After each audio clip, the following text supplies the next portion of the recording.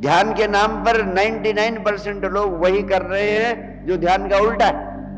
कई मेरे मित्र हैं, इतना दिन से मुझे सुन रहे हैं, इसके बावजूद भी उनसे मैं पूछता हूं क्या ध्यान कर रहे हो? कहते हैं गुरुजी बस आपकी शक्ल याद करता हूं और बस उसी पे ध्यान लगाए बैठा रहता हूं। अब तो आपने अपने होश के सामने एक चित्र और बना दिया, अब एक वस्तु रख दी सामने, अब उसमें उलझ गए आप। तो चाहे गुरु के चित्र का ध्यान हो, चाहे किसी देवी के चित्र का ध्यान हो, चाहे किसी देवता के चित्र का ध्यान हो, आपने होश के सामने एक विषय वस्तु रख दी कि नहीं? जबकि ध्यान का अर्थ है कंटेंटलेस कॉन्शियसनेस, यानी आपके चित्त के सामने कोई वस्तु ना हो, कोई विषय ना हो, कोई विचार ना हो, ना कोई चित्र हो, ना विचार हो, ना कोई वस्तु हो। तो इस सब से मुक्त हो जाओ। जब तक तुम इन सब चीजों से मुक्त नहीं होगे, ये चीजें ही बाधा बनी रहेंगी, विचार ही बाधा बनी रहेगी। तो now the point is clear. जब आप ध्यान में होते तो फिर करना क्या पड़ता है? यानी जब आप ना शरीर से कुछ कर रहे हैं, ना ही मन से कुछ कर रहे हैं, उस कुछ ना करने की अवस्था में होना ही ध्यान है। यानी समग्र विश्राम की अवस्था में होना, कुछ ना करने की अवस्था में होना, अक्रिया में होना ही ध्यान है। संजीवनी क्रिया का अर्थ है वह क्रिया जो आपको अक्रिया में ले जाए, कुछ ना करने की अवस्था में ले जाए, वही संजीवनी क्रिया है। और ध्यान का दूसरा अर्थ है और अधिक और अधिक और अधिक होशपूर्ण होना। यानी अभी आपका जीवन बेहोशी का जीवन है, आपका जीवन बेहोशी का जीवन है। यानी सब कुछ आप यंत्रवत कर रहे हैं, मैकेनिकली कर रहे हैं। घर से निकलते हैं, अपने ऑफिस जाते हैं, गाड़ी में बैठते हैं, मन में विचारों के जाल में उलझे हुए हैं, स्टीयरिंग हाथ में है, एक्सीलरेटर पे पैर है, और वो हाथ और पैर अपना काम कर रहे हैं, आपको पहुंचा दे रहे हैं, लेकिन आपका चित्त कहीं और। It is never on driving, it is everywhere except on driving. ऐसे सब क्रिया आपकी, जिन्होंने जाना, इस पृथ्वी के सारे संबुद्ध पुरुष कहते हैं कि आपकी सारी क्रियाएं बेहोशी की क्रिया। खाना खाते हो, बीच बीच में कभी याद आ जाता है कि भोजन कर रहे हो, नहीं तो 1001 चीजें दिमाग में चल रही होती है। ध्यान की दिशा में सबसे अधिक सहयोगी होता है कि हर कार्य को होश पूर्वक करो। मुझे सुन रहे हो तो be absolutely involved with listening to मी।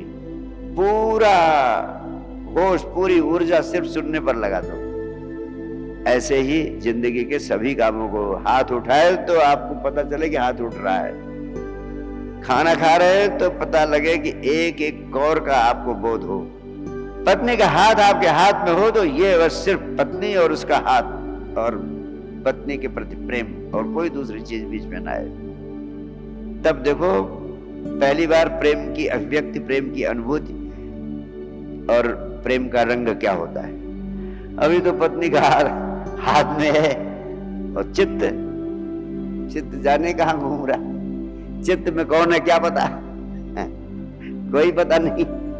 तो थोड़ा होश को इतना गहरा करो कि जिस काम को कर रहे हो उस समय पूरी तरह उसी काम में डूब जाओ।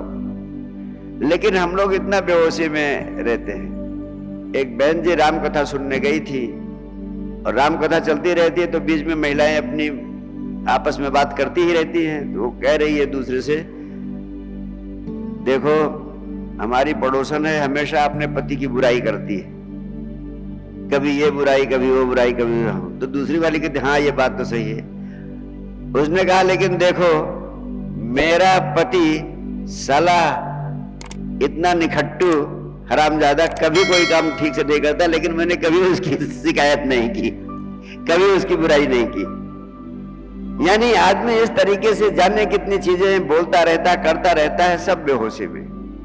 पश्चिम का एक संबुद्ध सदगुरु कहता है कि मैंने बहुत गहरे जाकर अनुभव किया है और अपने शिष्यों को बहुत गहरे में देखा है, और मेरा निष्कर्ष है कि सामान्य आदमी 65 साल की जिंदगी में कोई 5 मिनट के लिए मुश्किल से होशपूर्ण होता है, अन्यथा बेहोशी में ही जीता चला जाता है, जस्ट लाइक अ रोबोट। यानी आप इस पृथ्वी पर आए, रोबोट की तरह रहे, आया, खाया पिया, बच्चे पैदा किया, मकान दुकान चलाई और चले गए। पुनरपि जननम पुनरपि मरणम पुनरपि जननी जठरे शयनम, यही लगातार चल रहा है बेहोशी में। मनुष्य योनि मिली है, एक अवसर है होशपूर्ण जीवन जीने का। अगर होशपूर्ण हो गए तो आप अपने मालिक हो सकते हो। फिर आप तय करोगे कि आपको जन्म लेना कि नहीं लेना, फिर आप तय करोगे कि दूसरे गर्भ में जाना कि नहीं जाना, फिर आपको संसार छोड़ते समय भी होशपूर्ण रहोगे। अभी तो बेहोशी में संसार छूट जाता है, तब तुम इतना जाग जाओगे, इतना होशपूर्ण हो जाओगे कि संसार छोड़ते समय भी तुम ही निर्णायक होगे कि किस गर्भ में जाना, जाना भी कि नहीं जाना, अपनी मर्जी। बहुत बहुत प्यार, बहुत बहुत आशीर्वाद। Thank you.